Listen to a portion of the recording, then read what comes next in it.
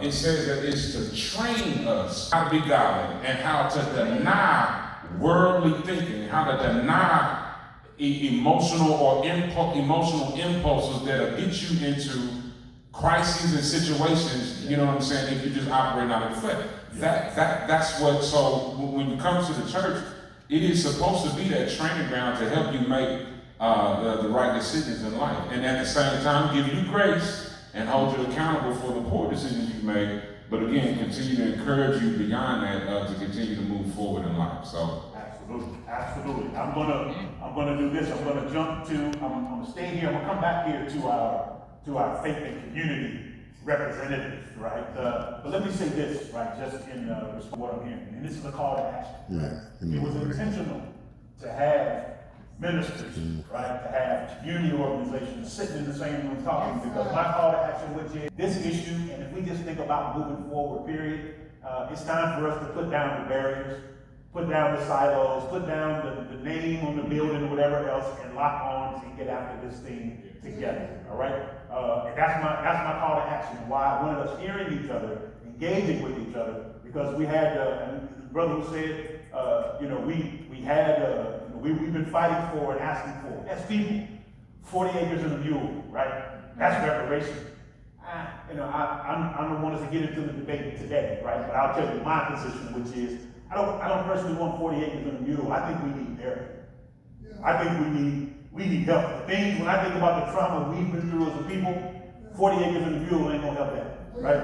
Now, I'm not saying that, I'm just saying, right, what we need is to be able to understand how to, as we all are saying, process emotions, process actions, understand consequences, and do that again with the help of everybody that's on this panel. You got parents, right? You got folks in ministry. You got folks that have been through some things. And that's why I want to jump to Dion and to Rick for just a minute, all right? I want you to, and I'll get to you, Eli. Let me get to Dion and to Rick for a minute. And let me share one thing as I pass it to you all with a couple of questions. One is, I have deep respect for you, brother, right?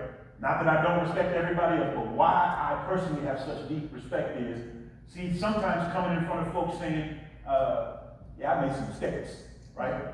Or coming in front of folks just being able to speak real. Yes. Often, our young people, they don't hear it, right? Or if they hear it from somebody else, right? It's like, nah, I need you to hear it from one of our own. So, yes, I've got a couple questions for the two of you, and again, as we talked about before, this is a safe space. Shoot straight, right?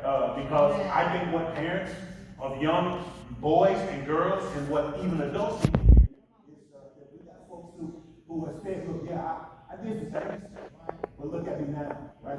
And not to beat your chest, but to give thanks for, again, you being shown grace and mercy. So let me jump in here. Here's the question, and I'll throw the question, both of you speak to it, and likely we'll have a follow-up, but it is, so you both have individually lived the consequences of choices, right? That many of the young men and young women in this room are facing right now. What was the moment that made you realize that you had to change your life and move in a different direction? What was the thing? Was there a moment, or was there something that said, all right, this ain't the path I need to be on. I'm ready to move to something different, or at least consider a different path. Go ahead, Dion.